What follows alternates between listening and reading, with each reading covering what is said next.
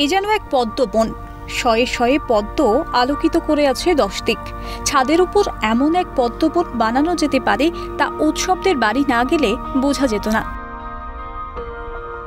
পূর্বস্থলী 2 নম্বর ব্লকের মিরতলা পঞ্চায়েতের দক্ষিণ সাজিয়ারা গ্রামের বাসিন্দা উৎসব ঢালি। বাবা পেশায় কৃষক, ভূগোল অনার্স নিয়ে স্নাতক। উৎসবের ধ্যান জ্ঞান বাগান।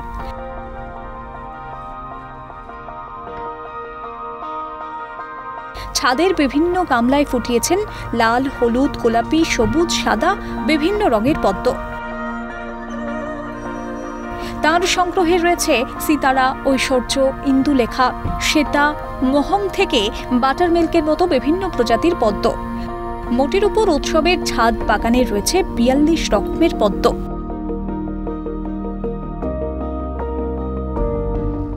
আমার কাছে এখন বর্তমানে 42টা প্রজাতি আছে, বড়র মধ্যে আর ছোট কিছু আছে। মানে সব থেকে আমার পছন্দের যদি পদ্ম বলি, এখন বর্তমানে আছে হচ্ছে ইন্দুলেখা, যেটা আমাদের পশ্চিমবঙ্গের হাইব্রিড। আর তারপরে বাইরের ভ্যারাইটি আছে থাইল্যান্ডের, সেটা হচ্ছে Q201। আর অদিতি, বোচা, লক্ষ্মী, এগুলো হচ্ছে বাইরের ভ্যারাইটি। আর এই যে এইদিকে একটা আছে শ্বেতাম্বর, এটা আমাদের পশ্চিমবঙ্গের ভ্যারাইটি। আমার প্রথমত পদ্মটা ভালো লেগেছিল, সোশ্যাল মিডিয়ায় একটা পোস্ট দেখি, তারপর পদ্ম হচ্ছে আমাদের জাতীয় ফুল, এটা ছাদে চাষ করা হচ্ছে, এটা জেনে আমার খুব ভালো লেগেছিল। তো সেইখান থেকে আমার পদ্ম চাষ করা। উৎসবের বাগানে থাইল্যান্ডের পদ্ম রয়েছে। উৎসব এখন সমাজ মাধ্যমে রীতিমতো ভাইরাল।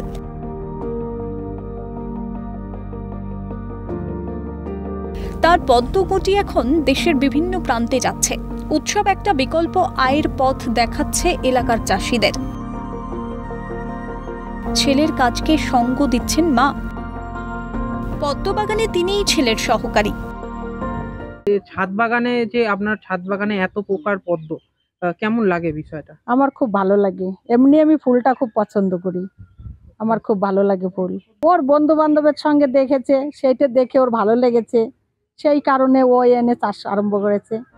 উৎসবের পদ্মবাগান দেখতে আসেন এলাকার বাইরের মানুষও। নিজের হাতে পদ্মের পাপড়ি খুলতে খুলতে এক অদ্ভুত ভালো লাগা ছড়িয়ে পড়ে উৎসবের মুখে। অরূপ সেনগুপ্তের রিপোর্ট, ক্যালকাটা নিউজ।